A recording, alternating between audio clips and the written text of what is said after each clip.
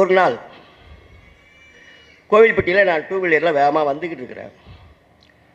ரோட்டுக்கு அந்த பக்கம் பார்த்தோன்னா நிறையா கூட்டம் கூடி நிற்குது. என்ன நடக்குன்னு தெரியல. நானும் என்னோடய டூ வீலரை போய் ஓரத்தில் நிறுத்திட்டு கூட்டத்தில் போய் பார்க்குறேன். அங்கே ஒருத்தன் ஒரு பெண்ணை தலைமைத்தை பிடிச்சி தரையில் சுற்றுறான், கால்ட்டி மிதிக்கிறான், அடிக்கிறான். கையில் இவ்வளோ ஒரு அருவா வச்சுருக்கிறான். கூட்டத்தை பார்த்து மிரட்டுறான். யாராவது வந்தாலும் வெட்டிடுவேண்டா, என் மனைவி அப்படித்தான் அடிப்பேன்னு சவால் வேறு விட்டுக்கிட்டு இருக்கான். நாங்கள்லாம் ஹேன்னு அடிப்போம். அந்த அம்மா கதறி கதறி அழுகுறாங்க. கூந்தலாம் அவுந்து கிடக்கு. யாரும் ஒன்றுமே செய்யலை. அந்த பக்கம் இருந்த 2 திருநங்கைகள் வந்தாங்க.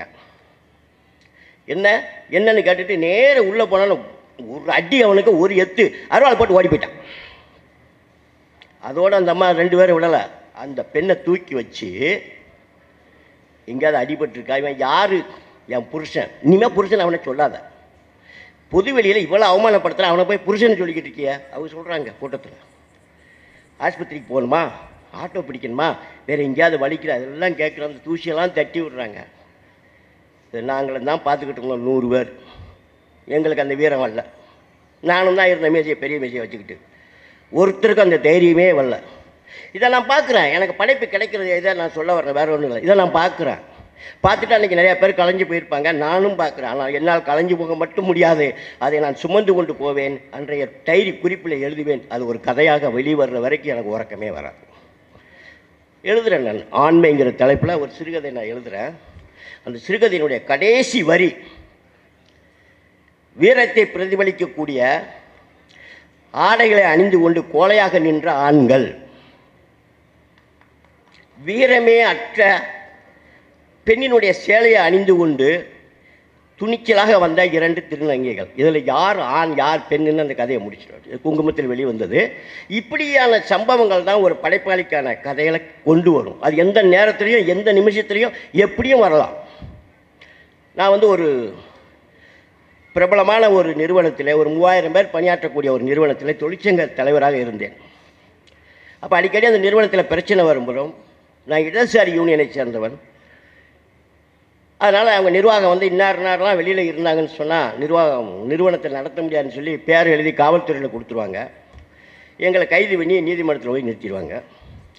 நீதியரசர் கேட்பார், வேலைக்கு போகிறவங்கள மறிக்க மாட்டேன், நான் வேலைக்கு போவேன் அப்படின்னு எழுதி கொடுத்துட்டு போயா அப்படிம்பார்.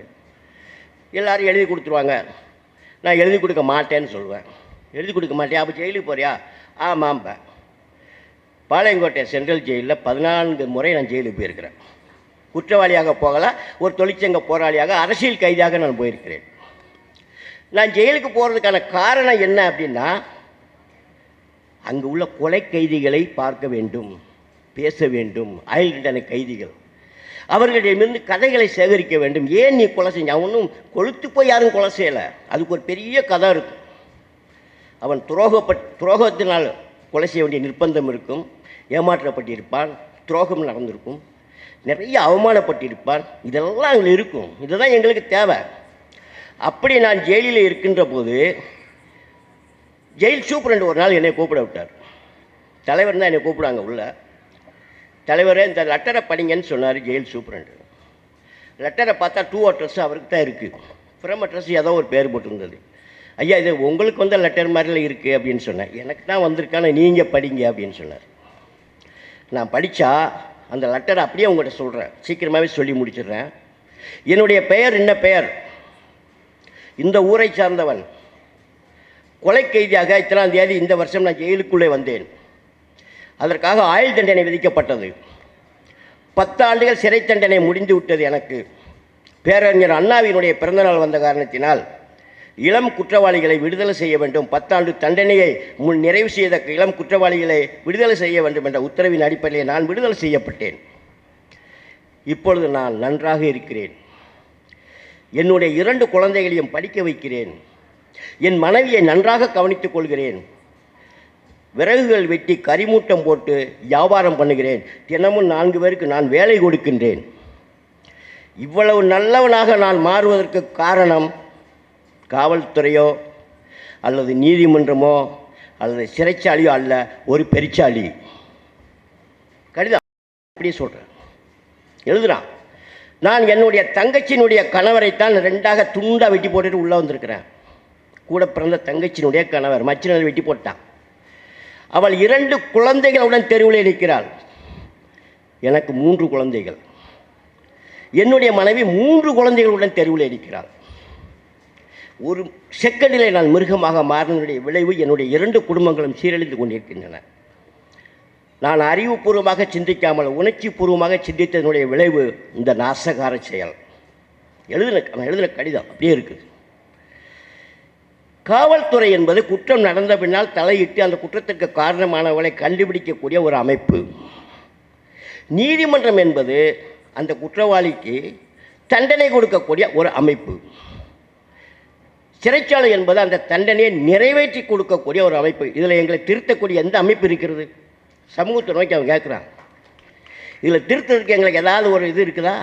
கிடையாது, கிடையாது. நான் தங்கியிருந்த அந்த செல்லு பேரை போடுறான். நான் தங்கியிருந்த அந்த செல்லிலே விடிய விடிய உறங்காமல் நான் விழித்திருப்பேன். எப்படி எனக்கு உறக்கம் வரும்? 3 குழந்தைகளுடன் என் மனைவி, 2 குழந்தைகளுடன் என் தங்கை தெருவில் நிற்கின்ற போது எனக்கு உறக்கம் எப்படி வரும்? ஆகவே நான் உறங்காமல் விடிய விடிய விடிய முழித்திருப்பேன். அப்படி நான் முழித்திருக்கின்ற போது இரவு 11 மணி 12 மணிக்கு மேல் ஒரு பெருச்சாளி என்னுடைய அறையினுடைய வாசலை கடந்து போகும். அதை நான் அன்றாடம் பார்ப்பேன். நான் பார்க்கக்கூடிய ஒரே உயிரினம் அதுதான். வேறு எந்த உயிரினத்தையும் அங்கே பார்க்க முடியாது. நாள்பட நான் அதை கவனித்து கொண்டே இருந்து ஜெயிலிலே எனக்கு கொடுக்கக்கூடிய உணவுகளை கொஞ்சம் மிச்சப்படுத்தி நான் கொண்டு வருவேன்.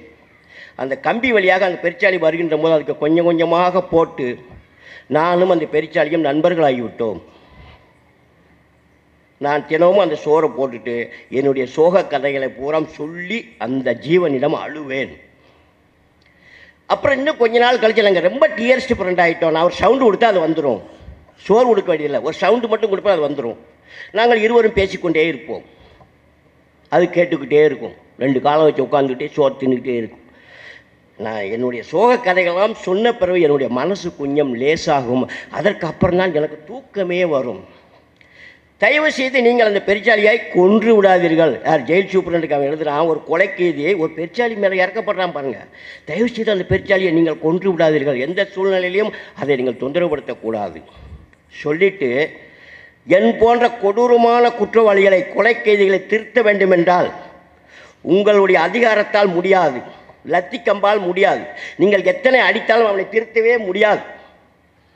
அவன் தண்டனை அணிவிக்கின்ற போது அவனுடன் வாழ்வதற்கு ஒரு கிளி குஞ்சு கொடுங்கள், ஒரு மைனா குஞ்சு கொடுங்கள், ஒரு அணில் குஞ்சு கொடுங்கள். அது அவனை திருத்திவிடும். அன்புதான் எங்களுக்கு தேவை. இதுதான் கடிதம். இதை நான் அப்படியே லட்டு மாதிரி கொண்டு வரேன். நான் ஜெயிலுக்கு போகிறேன், இதுக்காகத்தானே போகிறேன். அப்படியே லட்டு மாதிரி கொண்டு வந்து நான் அதை எதுவுமே பண்ணாமல் ஒரு சிறுகதையாக வடிகால் அப்படிங்கிற பேரில் எழுதி தமிழ் இந்து தீபாவளி மலருக்கு நான் கொடுக்குறேன். இந்த கதை ரொம்ப ஃபேமஸான கதையாக பேசப்படுது. நெல்லை அகில இந்திய வானொலி நிலையத்திலிருந்து நிலைய இயக்குநரிடமிருந்து எனக்கு ஒரு ஃபோன் வருது. ஐயா, உங்களுடைய அந்த கதையை, வடிகால் கதையை நாங்கள் படித்தோம். அற்புதமான கதையாக இருக்கிறது. அது எங்களுடைய நேயர்களுக்கு நீங்கள் அதை நாடகமாக மாற்றித்தர முடியுமா என்று ஒரு லெட்டர் வந்தது. ஒரு அரை மணி நேரம் நாடகமாக நான் அதை மாற்றி நிலையத்தில் கொடுத்தேன், நெல்லை வானொலி நிலையத்தில். அவர்கள் என்ன செய்தார்கள் என்றால், எழுத்தாளரே கொஞ்சம் பொறுங்கள், தமிழகத்தில் உள்ள அனைத்து வானொலி நிலையங்களிலுமே அதை ஒளிபரப்பதற்கான ஏற்பாடுகள் நடந்து கொண்டிருக்கின்றன என்று அவர் சொன்னார்.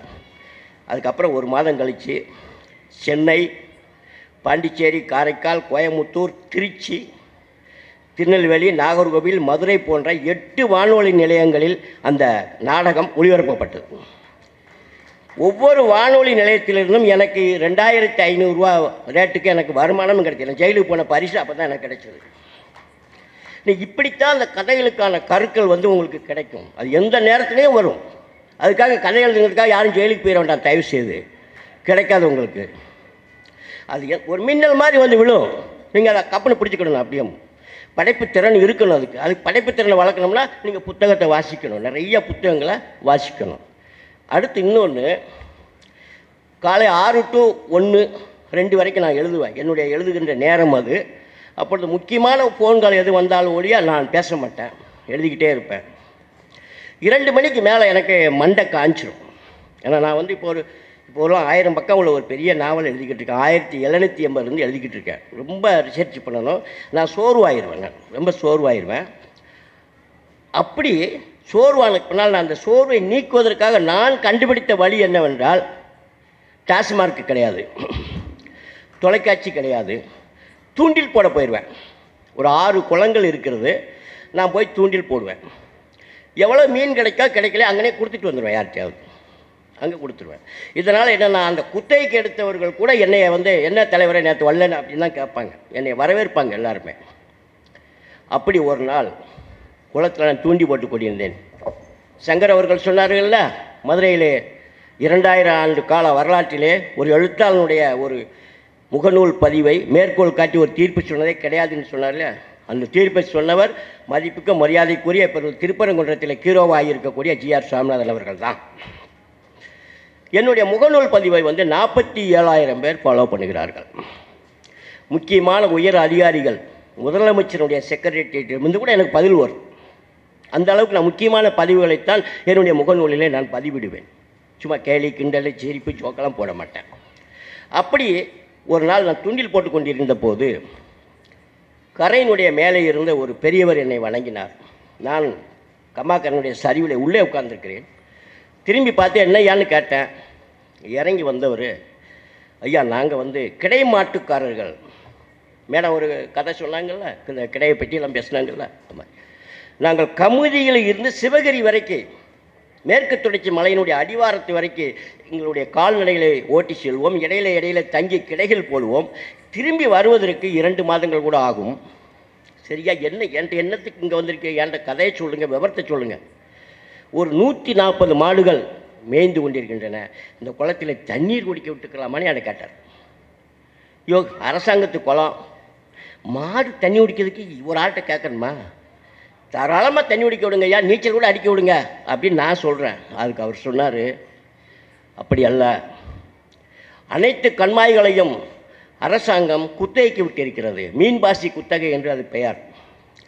குத்தகைக்கு எடுத்திருக்கிறவர்கள் அவ்வளவு பேருமே அரசியல் செல்வாக்கு மிக்க கரைவேஷ்டிக்காரர்கள்.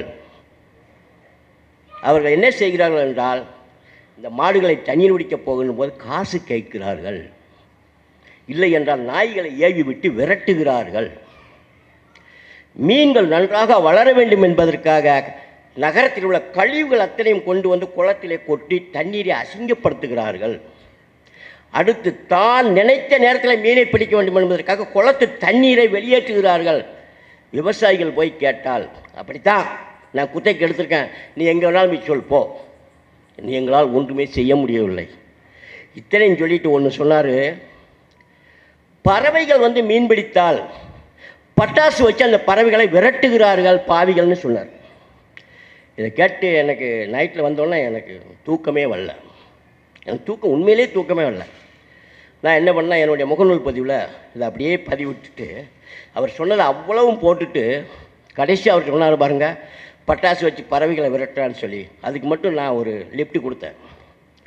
சைபீரியாவில் இருந்து கிட்டத்தட்ட ஆயிரக்கணக்கான மைல்கள் பிரயாணம் செய்து குளிர்காலத்தை போக்குவதற்காக கூந்தன்குளம் போன்ற இந்த தமிழ்நாட்டுக்கு வரக்கூடிய பறவைகள்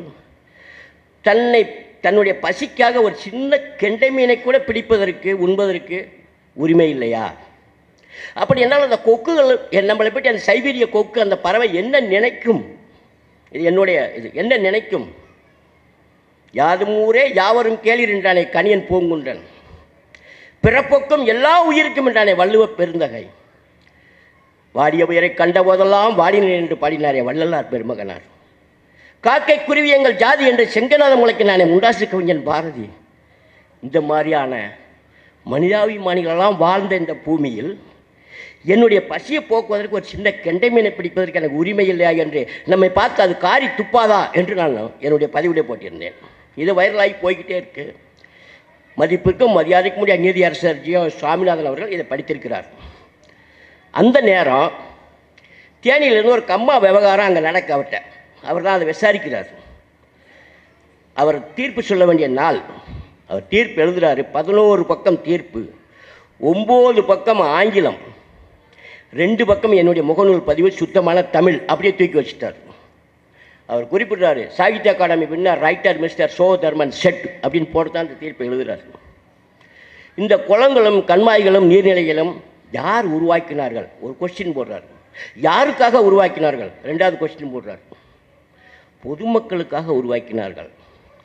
மக்களுடைய பயன்பாட்டுக்காக நம்முடைய முன்னோர்கள் ராஜாக்களும் ஜமீன்தார்களும் உருவாக்கினார்கள். தனி மனிதனுக்காக அல்ல உருவாக்கப்படவில்லை. தனி மனிதனுடைய லாப நோக்கத்திற்காக இது உருவாக்கப்படவில்லை. ஆகவே இப்போது உள்ள ஏல நடைமுறையை நான் ரத்து செய்கிறேன். டிஸ்மிஸ்ட். புதிய ஏல நடைமுறையை உருவாக்கு. கால்நடைகளை தண்ணீர் குடிக்காமல் விடாமல் விரட்டுகிறவர்கள், பறவைகளை மீன்பிடிக்க விடாமல் பட்டாசு வச்சு விரட்டுறவர்கள் மீது குற்ற நடவடிக்கை எடு, கிரிமினல் கேஸ் பதிவு பண்ணி உள்ளதில்லை தீர்ப்பு சொல்லிட்டு. இப்போ எல்லா கமாய்களையும் குத்தகைக்கு விடலை. இப்போ புதுசாக ஒரு இதை அரசாங்கம் உருவாக்கிக்கிட்டு இருக்கு என்னுடைய முகநூல் பதிவுனால்.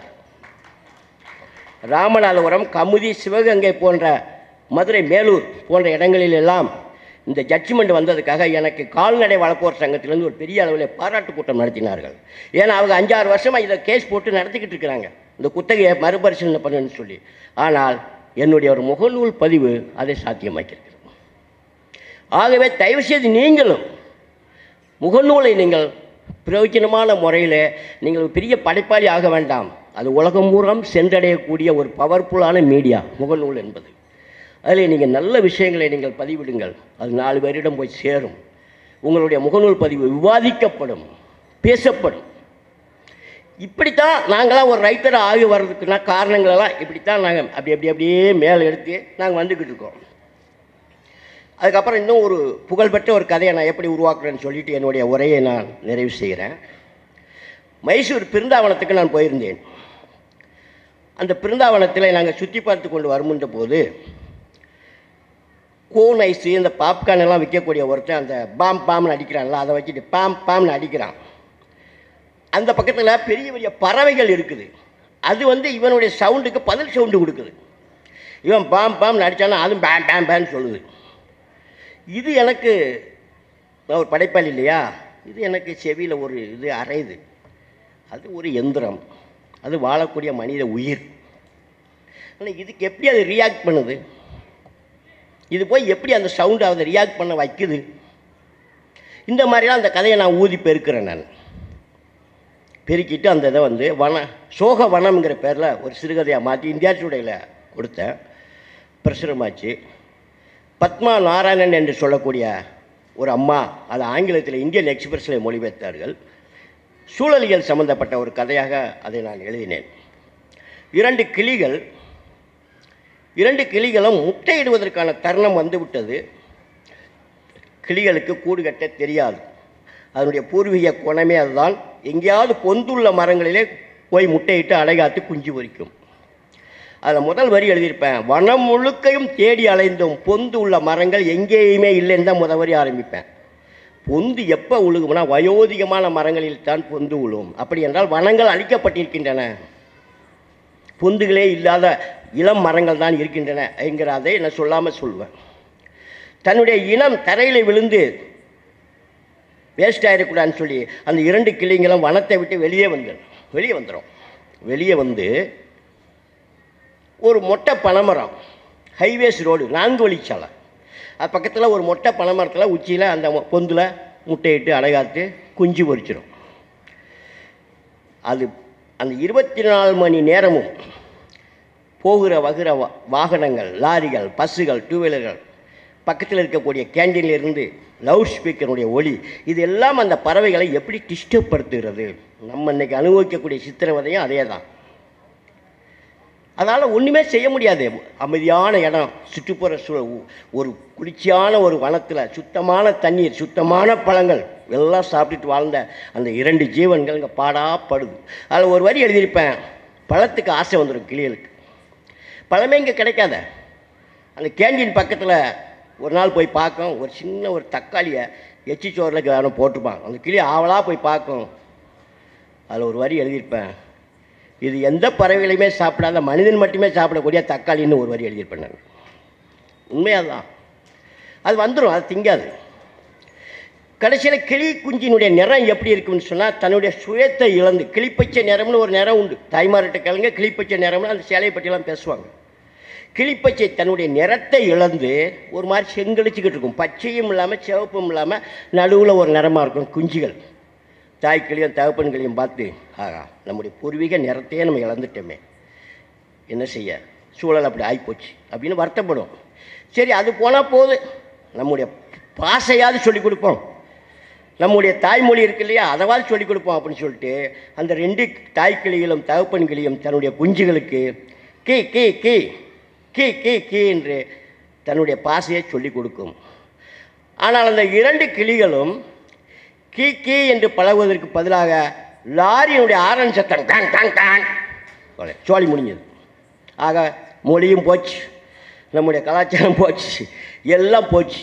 அதை வனத்துக்காக திரும்ப அதை கூட்டிகிட்டு போனால் அங்கே எந்த கிளியுமே அதை சேர்க்க மாட்டேங்க கூட. இது நிறத்துலேயும் வேறு மாதிரி இருக்குது, கூப்பிடுது வேறு மாதிரி கூப்பிடுது, எந்த இனத்தில் சேர முடியல, அது தனிமைப்பட்டுகிட்டே கிடக்குது. அப்போ திடீர்னு ஒரு நாள் பார்த்தான்னா வனத்துக்குள்ளே ரயிலினுடைய சவுண்டு கேட்குது.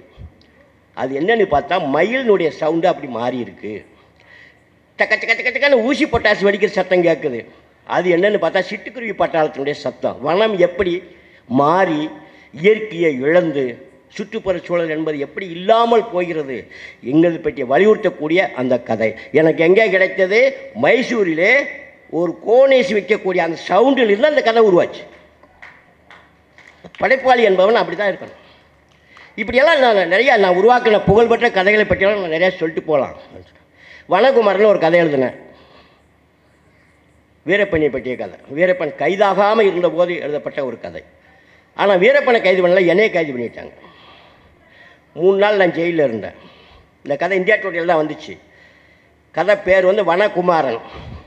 கியூ பிராஞ்சிலேருந்து அந்த கதை எழுதுறது நீ தானே? ஆமாம் வான்னு கூட்டி போயிட்டாங்க. போன உடனே அவங்க கேட்ட முதல் கேள்வி, சரி சொல்லு வீரப்பனை உனக்கு எப்படி லிங்க்குன்னு கேட்டான். ஏப்பா நான் கரசக்காட்டில் கிடக்கேன், அவன் சத்தியமங்கலம் காட்டில் இருக்கான், நான் வீரப்பனை கண்டனாப்பா, அவன் போட்டாவில் நீங்கள் பார்த்த மாதிரி நானும் பார்த்துருக்கேன், என்னையை போய் கைது பண்ணியிருக்கீங்களா? இவ்வளோ தத்துரூபமாக இந்த கதையை எழுதியிருக்கேன், நீ எப்படி எழுதுன? நான் ஒரு ரைட்டர், என்னிடம் கற்பனை திறன் இருக்கிறது, கிரியேட்டிவிட்டி மைண்ட் இருக்கிறது. அந்த கதை என்ன சொல்கிறது? ஒரு 25 ஆண்டு காலமாக வனத்துக்குள் நிர்பந்தமாக வாழ்ந்துதான் ஆக வேண்டும் என்று நிர்பந்திக்கப்பட்ட ஒரு மனிதனின் உடலிலே என்னென்ன ரசாயன மாற்றங்கள் ஏற்படும். நாசினுடைய பவர் அவனுக்கு 100 மடங்கு கூடிரும், செவித்திறன் கூடிரும், எல்லாமே. இரவில் கண் திறந்துடும், இரவில் அவனுக்கு கண் தெரியும். இது பரிணாம வளர்ச்சியின்படி விஞ்ஞானபூர்வமான உண்மைகள். அந்த கதை எப்படி போகும்னா, ஒரு 5 கிலோமீட்டருக்கு அந்த பக்கம் ஒரு போலீஸ்கார் சிரட்டை பட்டாச்சு வந்தாலும் இவன் கண்டுபிடிச்சிருவாங்க, சுமலில் கண்டுபிடிச்சிருவான். பிராந்தி அடிச்சுட்டு மூச்சு விட்டால் கண்டுபிடிச்சிருவாங்க. ஆக வீரப்பனை பிடிக்க முடியாததுக்கான காரணங்கள்லாம் என்னன்னு தான் அந்த கதை, போலீஸ்காரங்களை பற்றிய கதை அது. அப்புறம் 3 நாள் விசாரித்தாங்க. சரி இது நம்ம வெறும் டம்மி பீஸ் தான் போ அப்படின்ட்டானுங்க. வந்துட்டேன். அதுக்கப்புறம் வீரப்பன் எல்லாம் உங்களுக்கு தெரியுமில்ல, அது முழுக்க வனத்தை பற்றிய கதை. இந்த வனத்தில் ஒரு விஷயம் நீங்கள் தெரிஞ்சுக்கிடணும். இப்போ நான் கிரியேட்டிவிட்டின்னு அடிக்கடி சொல்கிறேன் பார்த்தீங்களா, படைப்பாளினுடைய வரி எது நிற்குதோ அதுதான் உயர்ந்த வரியாக இருக்கும். நகுலனை பற்றி அவர் சொன்னார், கவிஞர் நகுலனை பற்றி அற்புதமான கவிஞன். அவருடைய வரிகள் எல்லாம் இன்னும் அப்படியே எங்களுக்கெல்லாம் மனப்பாடம். இப்போ நான் விக்ரமாதித்யன் கவிதை சொன்னால அது மாதிரி அப்படியே மனப்பாடம். அது மாதிரி நான் இந்த வனகுமாரன் கதையில் 2 வரிகளில் நான் ஒரு வனத்தை உருவாக்கியிருப்பேன். 2 வரிகளில். ஏற்கனவே இப்போ வனத்தை பற்றி ஒரு கட்டுரை எழுதின்னு சொன்னால் நீங்கள் எல்லோரும் எழுதிடுவீங்க. அடர்ந்த மரங்கள் இருக்கும், சூரிய ஒளியே படாது, பயங்கரமான மிருகங்கள் இருக்கும், திசைகள் தெரியாது, விதவிதமான ஓசைகள் கேட்கும். இதெல்லாம் வனத்தை பற்றி ஒரு விஷுவல் இருக்கிற இது இது ஒரு கேமரா, விஷுவல் கேமரா செய்கிற வேலை. இது எல்லாத்துக்கும் தெரியும். அதை எழுதுகிறவன் எழுத்தாளன் அல்ல, படைப்பாளி அல்ல. நான் ஒரு வனத்தை உருவாக்க வேண்டும், சிருஷ்டி படைக்க வேண்டும், அவன்தான் படைப்பாளி. நான் அதில் ஒரு வரி எழுதியிருப்பேன் வனத்தை பற்றி. புலி வேட்டைக்காக நீ 100 முறை வனத்திற்குள் போயிருக்கலாம், 1 முறை கூட புலியை பார்க்காமல் திரும்பி இருக்கலாம். ஆனால் 100 முறையும் புலி உன்னை பார்த்திருக்கும், உன் மேனியின் வாசனையை நுகர்ந்திருக்கும்னு எழுதுவேன். இதை நீங்கள் படிச்சுட்டு நீங்கள் என்னைக்கு வனத்துக்குள்ளே போனாலும் சரி, புலி நம்மளை பார்க்குதோ என்னமோ, இந்த பீதியும் பயமும் தான் வனம் உருவாக்கக்கூடியது. இது ஒரு ரைட்டர் வந்து இப்படியான வரிகள் யாரெல்லாம் எழுதுகிறாங்களோ அவங்களாம் கவனிக்கப்படக்கூடிய எழுத்தாளராக மாறுவார்கள், நிச்சயமாக மாறுவார்கள். படைப்பு என்றால் என்ன? ஒரு படைப்பு என்றால் என்ன? இப்போ சொல்கிறோம் படைப்பாளின்னு சொல்கிறோம், படைப்புன்னு சொல்கிறோம். படைப்பு என்றால் என்ன? ஒரு கவிதையோ, ஒரு சிறுகதையோ, ஒரு நாவலோ, ஒரு நாடகமோ யாரால் உருவாக்கப்படுகிறதோ, அதாவது படைக்கப்படுகிறதோ, அதுக்கு பெயர் படைப்பு. அதை உருவாக்கியவர்களுடைய பெயர் படைப்பாளி, எழுத்தாளர். இதுதான் அதற்குரிய அர்த்தம். இந்த படைப்பு உருவாக்கம் என்பது எல்லோராலும் சாத்தியமில்லை. அதற்கு என்ன காரணம்? அதை பற்றியெல்லாம் நாம் சில நிமிடங்கள் உரையாற்றலாம். இந்த படைப்புகளுடைய வகைமைகள் என்று பார்த்தால் டோட்டலாக எல்லா இலக்கியங்களையும் வலியுறுத்தக்கூடிய அந்த வகைமைகள் 3 விதமாக பார்க்கப்படுகின்றன. ஒன்று, தனி மனிதனுடைய சுதந்திரம், தனி மனிதனுடைய பிரச்சனைகள், தனி மனிதனுடைய ஒழுக்கங்களை பற்றி எழுதக்கூடிய மிக மிக மிக சாதாரண இலக்கியங்கள். ரெண்டாவதாக, குடும்ப பிரச்சனைகளை மையப்படுத்திய இலக்கியங்கள். குடும்பத்துக்குள்ளே 1000 பிரச்சனை வரும். இதையெல்லாம் மையப்படுத்தி குடும்ப நாவல்கள் எழுதுகிறவங்க நிறைய பேர் இருக்கிறாங்க. குடும்ப பிரச்சனைகளை மட்டுமே மையப்படுத்தி எழுதக்கூடிய எழுத்தாளர்கள் இருக்கிறாங்க. அவங்களும் படைப்பாளிகள் தான். கடைசியாக சமூக பிரச்சனைகள், சமூகம் சார்ந்த பிரச்சனைகள். இதை பெரிய சிக்கலான பிரச்சனைகளெல்லாம் எழுதுறது. இந்த சமூக சீர்கேடுகளுக்கு என்னென்ன காரணம், இந்த சமூக சீர்கேடுகளை எப்படி நிவர்த்தி செய்யலாம், இதையெல்லாம் எழுதுகின்ற எழுத்தாளர்கள் ஒரு சிலர் மட்டும்தான் இருப்பாங்க. இப்போ அவங்க எல்லாருமே சிறு பத்திரிகைகளை எழுதக்கூடியவர்களாக இருப்பாங்க. பெரிய அளவில் அவர்களுக்கு விளம்பரங்கள் இருக்காது. அந்த மாதிரியான எழுத்து வகையை சேர்ந்தவன் தான் சங்கர் அவர்களும் தான், நானும் தான். ஆனால் எங்களுக்கு பெரிய அளவில் விளம்பரங்கள் எதுவுமே எங்களுக்கு கிடைக்காது. எந்த அங்கீகாரங்களுக்காகவும், எந்த விருதுகளுக்காகவும், எந்த பரிசுகளுக்காகவும் நாங்கள் எழுதுபவர்களும் கிடையாது. ஏதோ நாங்கள் எழுதுகிறோம், ஏதோ விருதுகள் கிடைக்கும், அவ்வளவுதான். அந்த மட்டும் தான் நாங்கள் எழுதிக்கிட்டு இருக்கிறோம். இந்த படைப்பை உருவாக்குவான் படைப்பாளின்னு சொல்கிறேன் இல்லையா?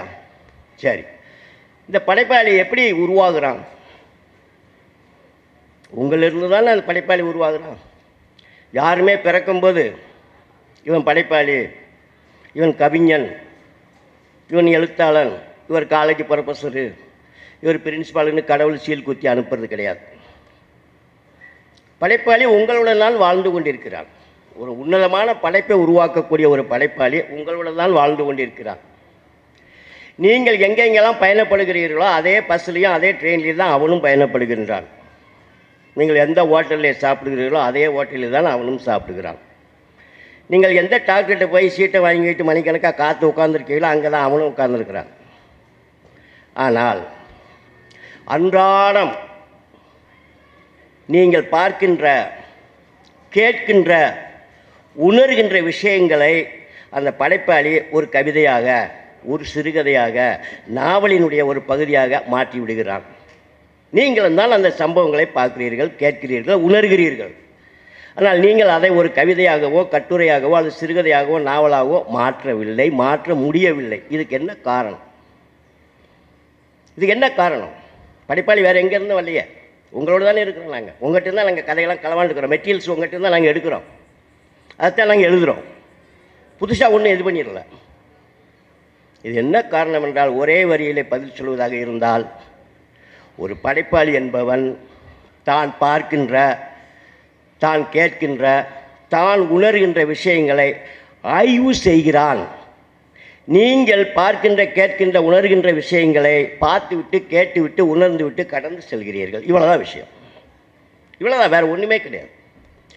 எந்த ஒரு சம்பவம் உங்களுக்குள்ள ஒரு தாக்கத்தை ஏற்படுத்துகிறதோ அதை நீங்கள் சுமந்து கொண்டு தெரிய வேண்டும், அதை ஊதி பெருக்க வேண்டும். கிரியேட்டிவிட்டி என்று சொல்லக்கூடிய அதை அப்படியே சுமந்து அதை அடுத்த கட்டம் இது எப்படி உருவாக்கணும், மூல காரணங்களெல்லாம் தேடி நீங்கள் போனால் தான் நீங்கள் படைப்பாளி ஆக முடியும். பார்த்துட்டு உச்சி கொட்டிட்டு போயிட்டோம்னா அது அந்த நிமிஷத்தோடு உங்களுக்கு மறந்து போயிடும். சரி, இந்த படைப்பு எப்படி உருவாகும்? சந்தோஷமான மனநிலையில் உருவாகுமா, இல்லை சோகமான நிலையில் உருவாகுமா? அதற்கு நேரமே கிடையாது. எந்த நேரமும் உருவாகலாம். சில நேரங்களில் நாங்கள் ஒரு வரி அடுத்த வரியை எழுதுவதற்காக நாள் கணக்காக காத்திருப்பது உண்டு. நகர்த்தவே முடியாது படைப்புகளை. சில நேரங்களில் அதை எழுதாமல் நாங்கள் தூங்கவே முடியாது.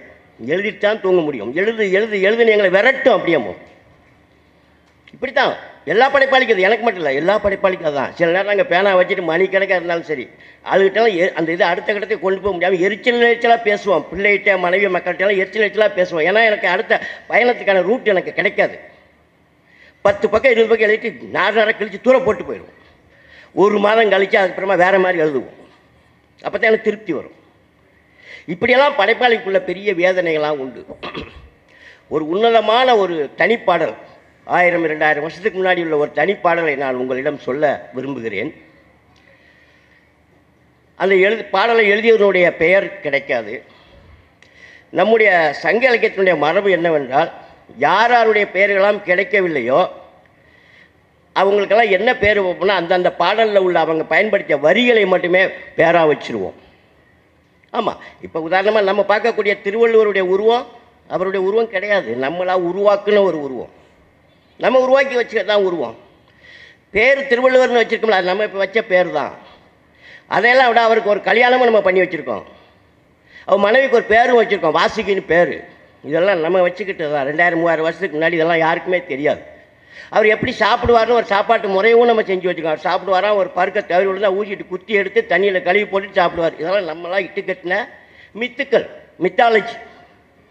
இது உண்மைன்னு நீங்கள் ஏற்றுக்கிற வேண்டாம், பொய்ன்னு நிராகரிக்க வேண்டாம். அதுதான் மித்தினுடைய பவரே. அதுதான். அந்த மாதிரி காக்கையை பற்றி ஒரு புலவர் பாடியிருக்காரு, அவருக்கு பேர் காக்கை பாடினியார். தூண்டில் போடுறதை பற்றி ஒரு புலவர் பாடியிருக்காரு, மீனேறி தூண்டிலார் பேர். ஏன்னா அவருடைய பேர் நமக்கு தெரியாது. இந்த சவுக்கு மரம் அப்படி விருட்டுன்னு போகும்போது குதிரை பாஞ்சு போகிறது மாதிரி இருக்குன்னு ஒரு புலவர் அவர் பேர் விட்ட குதிரையார். இப்படித்தான் நம்ம பேர் வைப்போம். அது மாதிரி நான் சொல்லக்கூடிய அந்த புலவர் சத்திமுற்றத்து புலவர்னு பேர். ஏன்னா அவரோட அந்த பாடல் வரியில் வரும், அவருடைய ஊர் சத்திமுற்றம்னு ஒரு வரியை அவர் எழுதுவார், அவ்வளோதான். இந்த சத்திமுற்றத்தை புலவர் எழுதுனது ஒரே ஒரு பாடல் தான் கிடைக்கிது சங்க இலக்கியங்கள், வேறு எங்கேயுமே இல்லை. ஆனால் இந்த ஒரு பாடலை நிராகரிச்சுட்டு நீங்கள் சங்க இலக்கியத்துக்குள்ளே போகவும் முடியாது. அவ்வளோ சோகமான பாடல், படித்தவன் மனசை பிழிஞ்சிடும். அப்படியே மிக மிக சாதாரண வார்த்தைகளை பயன்படுத்தியிருப்பார் புலவர். பிள்ளை குட்டிகள், மனைவி, அவர்களிடமிருந்து சொல்லிவிட்டு நான் மன்னரை பார்த்து பாடி பரிசில்கள் வாங்கி வருகிறேன், நீங்கள் இருங்கள் என்று சொல்லிவிட்டு போகிறார். பாண்டிய மன்னனை பார்க்க போகிறார். 2 நாட்கள் ஆகின்றன, எந்த தகவலுமே இல்லை. இப்போ மாதிரினா செல்ஃபோனை எடுப்பா, ஐயா துப்புக்கிட்ட மனுஷா போய் 2 நாள் ஆகுது என்ன பண்ணிக்கிட்டு இருக்குன்னு கேட்டுருவா செல்லில். அவர் சொல்லுவார், சும்மா துணைங்க, அதை நான் இன்னும் மன்னரவே பார்க்கலாம், பெசாமல் இருந்துருவார், அவர் வச்சிருவார். ஆனால் அப்போ தகவல் தொடர்புக்கு எந்த இதுவுமே கிடையாது. 2 நாட்களாக பிள்ளைங்கள் பட்டினி, மனைவி பட்டினி. அவரால் அங்கே மன்னரை சந்திப்பதற்கான நேரம் கிடைக்கவில்லை. இரவு நேரம், நிலா காய்கிறது, பால் போல் நிலா. சத்திரத்தில் படுத்து கிடக்கிறார். தூக்கம் வருமா? எப்படி தூக்கம் வரும்? அவருக்கு வேற பசி கிள்ளுது, மனைவி மக்கள் பசியோடு கிடக்கிறாங்க, எப்படி தூக்கம் வரும்? அப்படியே அண்ணாந்து கிடக்கும்போது 2 நாரைகள் பறந்து போகிறதை அவர் பார்க்கிறார். 2 நாரைகள். ஒரு புலவனுக்கான படைப்புக்கான கரு அங்கே விழுகிறது. அவர் புலவர். நாராய் நாராய் செங்கால் நாராய், நாரைகளே நாரைகளே, சிவந்த கால்களை உடைய நாரைகளே, பழம்படு பனையின் கிழங்கு பிளந்தென்ன பவள கூறுவாய் செங்கால் நாராய். பனங்கிழங்கு அப்படி பிளந்தா 2 எப்படி இருக்குமோ அது மாதிரி மினுமின்னு பவளங்கணக்காக இருக்கக்கூடிய அழகுகள் உனக்கு இருக்குது. நாரையை பார்த்து புலவன் வர்ற வரிய பாருங்க. பழம்படு பனையின், நன்றாக விளைந்த பனங்கிழங்கை 2ஆக பிளந்தால் எப்படி இருக்குமோ அது மாதிரி உங்களுடைய அழகுகள் இருக்கின்றன. பழம்படு பனையின் கிழங்கு பிளந்தென்ன பவள கூறுவாய் செங்கால் நாராய். நீயும் நின் பேரையும், 2 பேரும் ஜோடிகள், நீயும் உன்னுடைய மனைவியும் தென்திசை குமரி ஆடி வடதிசைக்கு ஏகுவாராயின். நீ தென்திசை குமரி போய் திரும்ப வடதிசைக்கு போகும்போது சொல்கிறாரு, சத்திமுற்றத்து வாவியில் தங்கி, வாவி என்றால் குளம், சத்திமுற்றத்து வாவியில், எம் ஊர் சத்திமுற்றத்து வாவியில் தங்கி, அந்த வார்த்தையை போடுறாரு. அடுத்த வரி, நனைசுவர் கூரை கனைகுரல் பள்ளி. எப்படா இடிஞ்சு விழுவுன்னு சொல்லி நனைஞ்சு போன அந்த சுவரில் என்னுடைய கூரை வீடு, குடிசை வீடு இருக்கும். நனைசுவர் கூரை கனைகுரல் பள்ளி. பள்ளி கெவுளி அடித்து நல்ல செய்தி சொல்லிட மாட்டாதா, நம்முடைய கணவர் பரிசோட வந்துட மாட்டாரான்னு சொல்லி ஏங்கிட்டு என்னுடைய மனைவி அங்கே அமர்ந்திருப்பா. நனைசுவர் கூரை கனைசுவர் பள்ளி. பாடு பார்த்திருக்கும் என் மனையாளை கண்டு, பாடு பார்த்திருக்கும் என் மனையாளை கண்டு, என் கோன் மாறன் வழுதியில் ஆடையின்றி வாடையில் மெலிந்து, கையது கொண்டு மெய்யது பொத்தி, காலது கொண்டு மேலது தளி. அது எப்படி படுத்து கிடக்கிறாரா? ஆடை இல்லை மூடிக்கிறதுக்கு, கையது கொண்டு மெய்யது பொத்தி, கையை அப்படி அணைச்சி பிடிச்சிருக்காரு, காலை அப்படி இந்த இசட்டு மாதிரி காலை வச்சு முடங்கி போய் படுத்து கிடக்கிறார்.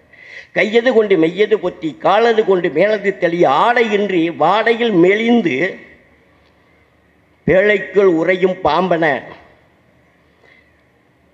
பெட்டிக்குள்ள பாம்பு சுருண்டு கிடக்கும்ல, பேழைக்குள் உரியும் பாம்பன படுத்திருக்கும் ஏழையாளனை கண்டனம் இனிமே. அப்படி படுத்திருக்கக்கூடிய ஒரு ஏழையை நான் பார்த்தேன், அவன் அவன் கனவுங்கிற செய்தியை நீ என் மனைவிட்ட சொல்லிட்டு நாரே தூது விடுற அந்த பாடல். நீங்கள் இன்னைக்கு படித்தாலும் அப்படியே அந்த கப்புன்னு இருக்கும். எத்தனையோ ஆயிரம் ஆண்டுகளை கடந்து வந்த ஒரு படைப்பு. அவன்தான் சத்திமுகத்து புலவன், அவன்தான் எங்களுடைய பூட்டன் பாட்டன் முன்னோடி படைப்பாளி. இது மாதிரி நீங்கள் சங்க இலக்கியத்துக்குள்ளே போயிட்டேன்னு சொன்னால் நிறைய கிடைக்கும். நவீன இலக்கியங்களில் இருக்குது மாதிரி சங்க இலக்கியங்களையும் நிறைய நீங்கள் பாடல்களை நீங்கள் பார்க்கலாம். இதே ஊரில் விக்கிரமாதித்தன் என்ற ஒரு கவிஞர் உண்டு. கிட்டத்தட்ட 85 வயசு இருக்கும். இருக்குமா சங்கர்? 85 வயசு இருக்கும். எங்களுக்கெல்லாம் மூத்த படைப்பர், எங்களுக்கெல்லாம் முன்னோடி. நாங்களாம் எழுத்தாளர் ஆவதற்கு காரணமாக இருந்த ஒரு மகா கவிஞன் இதே தென்காசியில் தான் வசித்து கொண்டிருக்கிறார். விக்கிரமாதித்யன் பேர். அவருடைய ஒரு சின்ன கவிதை ஒன்று, ஒரு சிறு கவிதை, குற்றாலத்தை பற்றியது. அந்த கவிதையில் போன வருஷம், அந்த கவிதையினுடைய பேர் தலைப்பு சுவடுகள். போன வருஷம் சாரலுக்கு குற்றாலம் போய் கைப்பேனாவை இழந்து கால் செருப்பு தொலைத்து வருமொழியில் கண்டெடுத்த கல்வெள்ளி கொலுசு ஒன்று, கற்பனையில் வரைந்த பொற்பாத சித்திரத்தை கலைக்க முடியலையே என் மனசுன்னு ஒரு கவிதை. மிக மிக சாதாரண கவிதை தான், குற்றாலத்தை பற்றிய கவிதை தான். அவர் என்ன சொல்ல வர்றாருன்னு பாருங்கள். இந்த கவிதை மிக சாதாரணமாக இருக்கும், ஆனால் அந்த கவிதைகளுக்கு உள்ளே என்னென்ன விஷயங்கள் அவர் வைக்கிறாருன்னு பாருங்கள். போன வருஷம் சாரலுக்கு குற்றாலம் போகிறார், ரைட். கைப்பேனாவை இழந்து கால் செருப்பை தொலைத்தின ஆள் நிதானத்தில் இல்லை. நீங்கள் தான் புரிஞ்சுக்கணும், அது நீங்கள் நம்ம தான் புரிஞ்சுக்கணும். அந்த 2 வரி ரொம்ப முக்கியமான வரி. கூட்டம் அதிகமாக இருக்குது, அதிகமாகங்கிற பிரச்சனை இல்லை. இவர் தன்னுடைய பேனாவை தொலைச்சிறாரு, கால் செருப்பையும் தொலைஞ்சு போகுது. ஆனாலும் வர்றாரு, வரும் வழியில் கண்டெடுத்த கல்வெள்ளி கொலுசுன்னு ஒரு வார்த்தையை போடுவார். ரொம்ப முக்கியமான ஒரு வரி. கல்வெள்ளி என்பது வெள்ளியிலேயே ரொம்ப லோ குவாலிட்டியானது. ஏழை எளியவர்கள் அணியக்கூடியதான் கல்வெள்ளி, சுத்தமான வெள்ளி கிடையாது. அப்போ அந்த கொலுசு தவற விட்ட ஒரு பெண் பணக்காரி கிடையாது, சாதாரண ஒரு ஏழை பெண்ணுங்கிற அந்த ஒரு வரியில், ஒரு வார்த்தையில் கல்வெள்ளி கொலுசு, கண்டெடுத்த கல்வெள்ளி கொலுசில் அவர் கொண்டு வர்றார். கவிஞனுடைய திறமைங்கிறது அங்கே தான் இருக்குது. கண்டெடுத்த கல்வெள்ளி கொலுசு ஒன்று, ஒரு கொலுசு எடுக்கிறாரு. எடுத்துகிட்டு அவர் உடனே கொண்டு போய் கடையில் வைக்கல, அதை பார்த்துக்கிட்டே இருக்கிறாரு. கற்பனையில் வரைந்த இன்னொரு பாதம், இந்த கொலுசு எந்த பாதத்தில் அணிவிக்கப்பட்டிருந்தது, இதை பற்றிலாம் கவிஞன் இல்லையா யோசிக்கிறாரு. கற்பனையில் வரைந்த பொற்பாத சித்திரத்தை, பொற்பாதம்ங்கிறார், அதை சும்மா இல்லை, அவர் பார்க்காத ஒரு பொற்பாத சித்திரம். அவர் எடுத்தது கொலுசு மட்டும்தான். பொற்பாத சித்திரத்தை கலைக்க முடியலையே என் மனசால் அப்படின்னு சொல்கிறார். எவ்வளோ அற்புதமான ஒரு கவிதை பார்த்தீங்களா? இப்படித்தான் ஒரு படைப்பாளி உருவாகும். எந்த நேரத்தில் அவருக்கு ஒரு கொலுசு கிடைச்சிருக்கு, அது வேறு விஷயம். எல்லாத்துக்கும் என்னென்னமோ கிடைக்கும். ஒரு கொலுசு கிடைச்சிருக்கு, அதை வச்சுட்டு எங்களுக்கு ஒரு அற்புதமான தமிழ் இலக்கியத்திற்கு ஒரு கவிதையை கொடுக்குறாரு நம்ம அண்ணாச்சி விக்கிரமாதித்யன். இந்த ஊரில் தான் இருக்கிறார், தென்காசியில் வாழ்ந்துக்கிட்டு இருக்கக்கூடிய மகா கவிஞர். இப்போ கூட அவருக்கு விஷ்ணுபுரம் விருதுன்னு சொல்லி ஒரு 5 லட்ச ரூபா விருது கொடுத்தாங்க அவருக்கு. அரசு கண்டுகொள்ளவில்லை, அரசு அவரை கவனிக்கவே இல்லை, அரசால் அவர் அங்கீகரிக்கப்படவே இல்லை. ஆனால் ஜெயமுகன் அவர்களுடைய விஷ்ணுபுரம் இலக்கிய வட்டத்திலிருந்து அவர் அங்கீகரித்து ஒரு 5 லட்சம் ரூபாய் விருது கொடுக்கிறார்கள். அந்த விருது வழங்குகிற விழாவிலே நான் சிறப்புரையாற்றக்கூடிய பாக்கியத்தை நான் பெற்றேன்.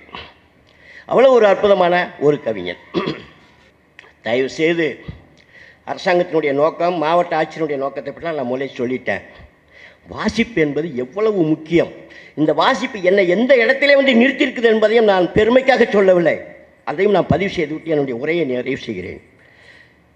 கோவில்பட்டியிலிருந்து தென்காசிக்கு வருவதற்கு பஸ்ஸிலே வந்தால் எனக்கு 1.5 மணி நேரம், காரிலே வந்தால் 1 மணி நேரம்.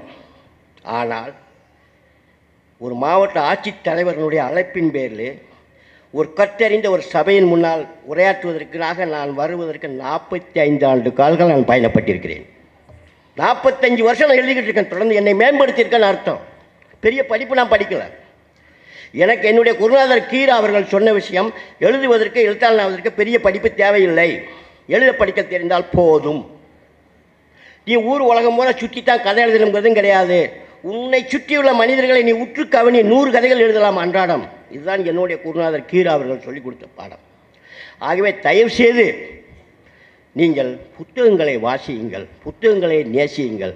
உங்களுடைய நீங்கள் படிக்க விட்டாலும் பரவாயில்லை, உங்கள் வீட்டில் ஒரு சிறு நூலகத்தை உருவாக்குங்கள். அது உங்களுடைய பிள்ளைகளுக்கும் உங்களுடைய பேரப்பிள்ளைகளுக்கும் அது பயன்படும். அது அறிவு சொத்து புத்தகங்கள்.